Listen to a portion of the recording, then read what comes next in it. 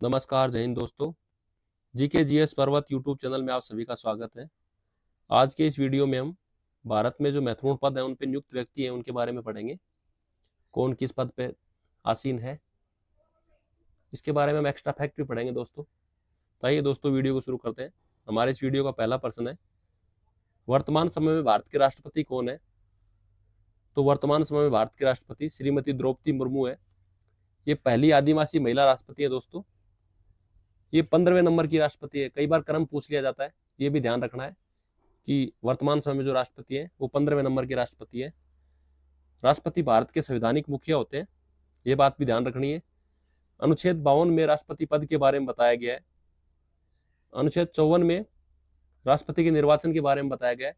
तो कई बार ऐसा भी क्वेश्चन में पूछ लिया जाता है कि राष्ट्रपति के निर्वाचन से संबंधित अनुच्छेद कौन सा है, तो अनुच्छेद 54 हो जाएगा। और कई बार पद्धति पूछ ली जाती है कि राष्ट्रपति का चयन किस पद्धति से होता है, तो राष्ट्रपति का चयन एकल संक्रमण पद्धति द्वारा होता है। अनुच्छेद 61 में राष्ट्रपति पर महाभियोग के बारे में बताया गया है कि राष्ट्रपति पर महाभियोग लगाकर उसको पद से हटाया जा सकता है। तो ये बात 61 अनुच्छेद में बताया गया है। राष्ट्रपति पे अनुच्छेद संसद लगाता है दोस्तों, ये बात भी ध्यान रखना है। अनुच्छेद 72 के तहत राष्ट्रपति को क्षमादान की शक्ति प्राप्त है। राष्ट्रपति किसी व्यक्ति या किसी अपराधी के अपराध को कम कर सकता है, फांसी की सजा को टाल सकता है, कठोर कारावास को नॉर्मल कारावास में बदल सकता है। तो ये बात भी ध्यान रखना है कि राष्ट्रपति अनुच्छेद 72 के तहत क्षमादान की शक्ति प्रदान करता है। हमारे देश के प्रथम राष्ट्रपति दोस्तों डॉक्टर राजेंद्र प्रसाद थे। ये बिहार राज्य से थे दोस्तों। और हमारे देश की प्रथम महिला राष्ट्रपति प्रतिभा देवी सिंह पाटिल थी। ये 2007 में भारत की राष्ट्रपति बनी थी। ये पहली भारत की महिला राष्ट्रपति थी। राष्ट्रपति भारत का पहला नागरिक होता है दोस्तों, फर्स्ट पर्सन ऑफ इंडिया। हमारा दूसरा प्रश्न है, भारत के 14वें उपराष्ट्रपति कौन है? तो हमारा आंसर हो जाएगा श्री जगदीप धनखड़।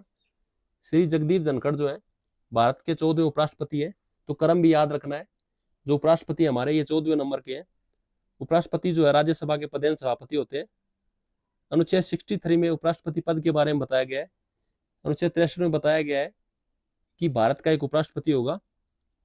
भारत के प्रथम उपराष्ट्रपति एस राधाकृष्णन थे, तो ये बात भी ध्यान रखनी है।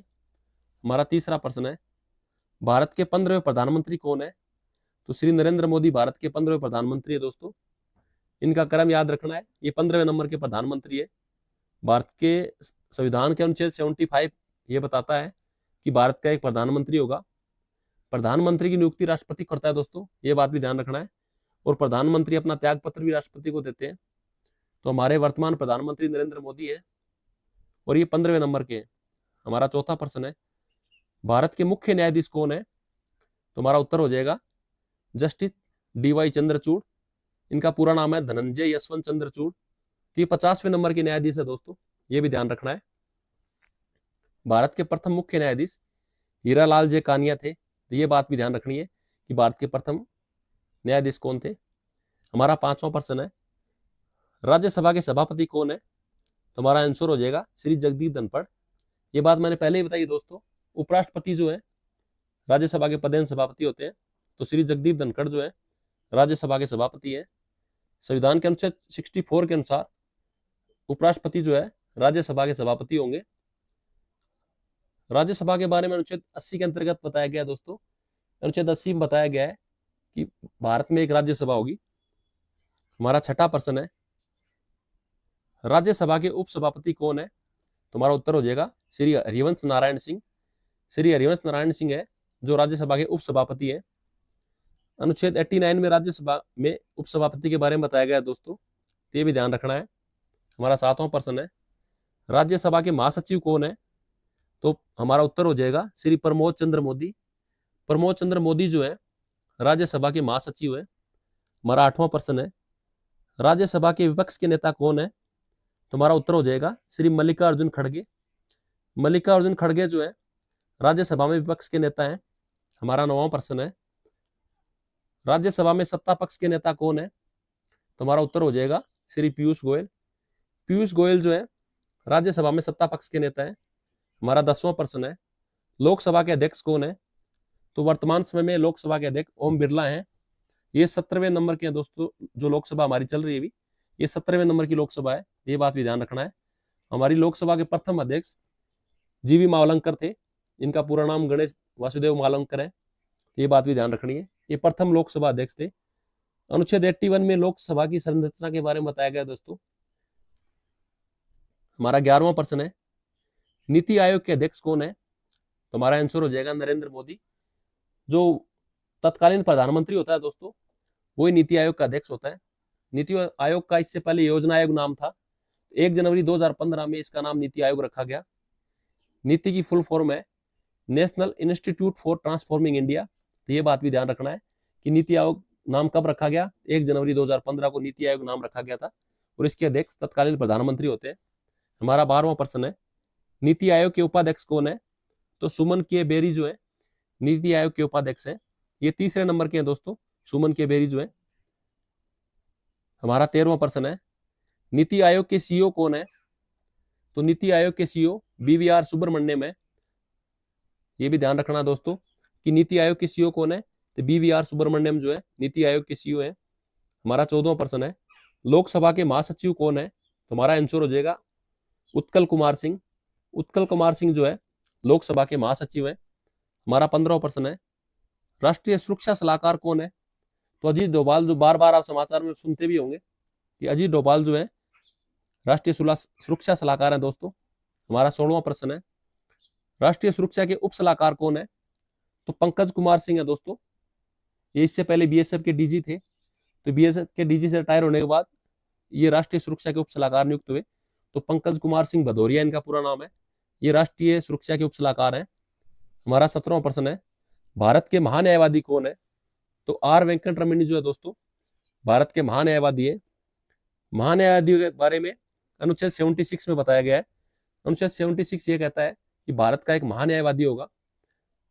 महान्यायवादी भारत सरकार के मुख्य कानूनी सलाहकार होते हैं। तो ये बात भी ध्यान रखनी है दोस्तों, जो महान्यायवादी है भारत सरकार के मुख्य कानूनी सलाहकार भी होते हैं। हमारा 18वां प्रश्न है, भारत के नियंत्रक एवं महालेखा परीक्षक कौन है? जिन्हें हम सीएजी बोलते हैं, कंट्रोलर ऑडिटर जनरल। तो वो कौन है? तो हमारा उत्तर हो जाएगा गिरीश चंद्र मुर्मू। गिरीश चंद्र मुर्मू भारत के नियंत्रक एवं महालेखा परीक्षक है। अनुच्छेद 148 में नियंत्रक एवं महालेखा परीक्षक की नियुक्ति के बारे में बताया गया है। भारत के पहले नियंत्रक एवं महालेखा परीक्षक नरहरि थे। नियंत्रक एवं महालेखा परीक्षक का कार्यकाल दोस्तों 6 वर्ष का होता है।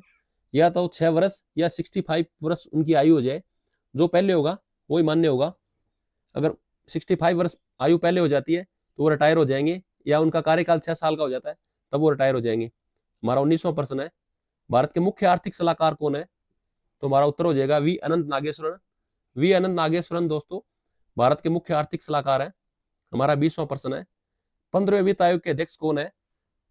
तो एन के सिंह दोस्तों 15वें वित्त आयोग के अध्यक्ष है। 22वें विधि आयोग के अध्यक्ष कौन है? तो हमारा उत्तर हो जाएगा ऋतुराज अवस्थी। ऋतुराज अवस्थी जो है 22वें विधि आयोग के अध्यक्ष है दोस्तों। तो ये बात भी ध्यान रखनी है। 21वें, अगर पूछते हैं कि 21वें विधि आयोग के अध्यक्ष कौन थे, तो बलबीर सिंह जो है 21वें विधि आयोग के अध्यक्ष थे। वर्तमान में कौन है विधि आयोग के अध्यक्ष? तो ऋतुराज अवस्थी जो है विधि आयोग के अध्यक्ष है वर्तमान में। हमारा 22वां प्रश्न है, भारतीय रेल बोर्ड के अध्यक्ष कौन है? तो अनिल कुमार लाहौटी जो है भारतीय रेल बोर्ड के अध्यक्ष है। हमारा 23वां प्रश्न है, राष्ट्रीय मानवाधिकार आयोग के अध्यक्ष कौन है? तो अरुण कुमार सिंह जो है राष्ट्रीय मानवाधिकार आयोग के अध्यक्ष है दोस्तों, ये भी ध्यान रखना है। हमारा 24वां प्रश्न है, अल्पसंख्यक आयोग के अध्यक्ष कौन है? तो इकबाल सिंह लालपुरा जो है अल्पसंख्यक आयोग के अध्यक्ष है। हमारा 25वां प्रश्न है, ओबीसी आयोग के अध्यक्ष कौन है? तो हंसराज अहीर जो है ओबीसी आयोग के अध्यक्ष है। ये इंपोर्टेंट प्रश्न है दोस्तों, एसएससी बार बार पूछ लेती है ऐसे प्रश्नों को। हमारा 26वां प्रश्न है, एसटी आयोग के अध्यक्ष कौन है? तो हर्ष चौहान दोस्तों एसटी आयोग के अध्यक्ष है। हमारा 27वां प्रश्न है, एससी आयोग के अध्यक्ष कौन है? तो विजय सापला जो है एससी आयोग के अध्यक्ष है। हमारा 28वां प्रश्न है, राष्ट्रीय महिला आयोग के अध्यक्ष कौन है? तो रेखा शर्मा दोस्तों राष्ट्रीय महिला आयोग के अध्यक्ष है। आपके लिए प्रश्न है दोस्तों, अंतर्राष्ट्रीय महिला दिवस कब मनाया जाता है? कमेंट में जरूर बताएं। हमारा 29वां प्रश्न है, यूपीएससी के अध्यक्ष कौन है? तो मनोज सोनी जो है यूपीएससी के अध्यक्ष है। यूपीएससी का गठन 1 अक्टूबर 1926 को हुआ था। इसका मुख्यालय नई दिल्ली में स्थित है दोस्तों। तो ये बात भी ध्यान रखना है कि यूपीएससी की स्थापना कब हुई थी? तो 1 अक्टूबर 1926 में। हमारा 30वां प्रश्न है, एसएससी के अध्यक्ष कौन है? तो एस किशोर दोस्तों एसएससी के अध्यक्ष है। एसएससी की स्थापना 1975 में हुई थी और इसका मुख्यालय भी नई दिल्ली में स्थित है दोस्तों, ये ध्यान रखना दोस्तों। हमारे 31वां प्रश्न है, सीबीएसई के अध्यक्ष कौन है? तो निधि छिब्बर है जो दोस्तों सीबीएसई के अध्यक्ष है। इसका मुख्यालय नई दिल्ली में और सीबीएसई की स्थापना 1929 में हुई थी, तो ये बात भी ध्यान रखनी है। हमारा 32वां प्रश्न है, एनसीईआरटी के निदेशक कौन है? तो दिनेश प्रसाद सकलानी जो है एनसीईआरटी के निदेशक है दोस्तों। इसकी स्थापना 1961 में हुई थी और इसका मुख्यालय भी नई दिल्ली में है। हमारा 33वां प्रश्न है, लोकसभा के उपाध्यक्ष कौन है? तो हमारा उत्तर हो जाएगा पी थम्बीदुरै। पी थम्बीदुरै जो है लोकसभा के उपाध्यक्ष है। हमारा 34वां प्रश्न है, लोकसभा में विपक्ष के नेता कौन है? तो रवनीत सिंह बिट्टू जो है लोकसभा में विपक्ष के नेता है। हमारा 35वां प्रश्न है, लोकसभा में सत्ता पक्ष के नेता कौन है? तो श्री नरेंद्र मोदी जो है लोकसभा में सत्ता पक्ष के नेता है दोस्तों। हमारा 36वां प्रश्न है, भारत के विदेश मंत्री कौन है? तो एस जयशंकर जो है दोस्तों भारत के विदेश मंत्री है। इनका भी हम बार बार नाम सुनते हैं, तो भारत के विदेश मंत्री एस जयशंकर है। हमारा 38वां प्रश्न है, भारत के रक्षा मंत्री कौन है? तो राजनाथ सिंह दोस्तों भारत के रक्षा मंत्री है। हमारा 39वां प्रश्न है, भारत के गृह मंत्री कौन है? तो अमित शाह है जो भारत के गृह मंत्री है दोस्तों। गृह मंत्री के अलावा इनके पास एक और पद है दोस्तों, ये सहकारिता मंत्री भी है, तो ये बात भी ध्यान रखना है। कई बार क्वेश्चन में पूछ लेते हैं कि भारत के सहकारिता मंत्री कौन है। ये इसलिए इंपॉर्टेंट है दोस्तों क्योंकि अमित शाह है, इनके पास ये पद है और अमित शाह भारत के गृह मंत्री है, इसलिए कई बार ये पूछ लिया जाता है भारत के सहकारिता मंत्री कौन है। हमारा 40वां प्रश्न है, भारत के सड़क एवं परिवहन मंत्री कौन है? तो नितिन गडकरी जो दोस्तों भारत के सड़क एवं परिवहन मंत्री है। इनका भी हम बार बार नाम सुनते रहते हैं समाचार वगैरह में। हमारा 41वां प्रश्न है, भारत के वित्त मंत्री कौन है? तो निर्मला सीतारमण दोस्तों भारत की वित्त मंत्री है। ये भारत की पहली पूर्णकालिक महिला वित्त मंत्री है दोस्तों। इससे पहले वित्त मंत्री इंदिरा गांधी रह चुकी है, लेकिन उन्होंने पूरे अपने कार्यकाल तक में अपना कार्यभार नहीं संभाला था, कम समय के लिए रही थी। तो निर्मला सीतारमण जो है पूर्णकालिक महिला वित्त मंत्री है दोस्तों। हमारा 42वां प्रश्न है, बीएसएफ के डीजी यानी कि महानिदेशक का क्या नाम है? तो नितिन अग्रवाल दोस्तों बीएसएफ के डीजी का नाम है। बीएसएफ की स्थापना 1 दिसंबर 1965 को हुई थी और इसका मुख्यालय नई दिल्ली में। बीएसएफ का आदर्श वाक्य जीवन पर्यंत कर्तव्य है दोस्तों। हमारा 43वां प्रश्न है, सीआरपीएफ के महानिदेशक का क्या नाम है? तो अनीश दयाल सिंह है सीआरपीएफ के महानिदेशक है, जिसे हम डीजी बोलते हैं दोस्तों। सीआरपीएफ के डीजी अनीश दयाल सिंह है। सीआरपीएफ की स्थापना 27 जुलाई 1939 को हुई थी। ये आजादी से पहले गठित हो गई थी दोस्तों। इसका मुख्यालय नई दिल्ली में और इसका आदर्श वाक्य है सेवा और निष्ठा और राष्ट्र प्रथम, इसका आदर्श वाक्य है। हमारे 44वां प्रश्न है, भारतीय थल सेना के प्रमुख कौन है? तो जनरल मनोज पांडे दोस्तों भारतीय थल सेना के प्रमुख है।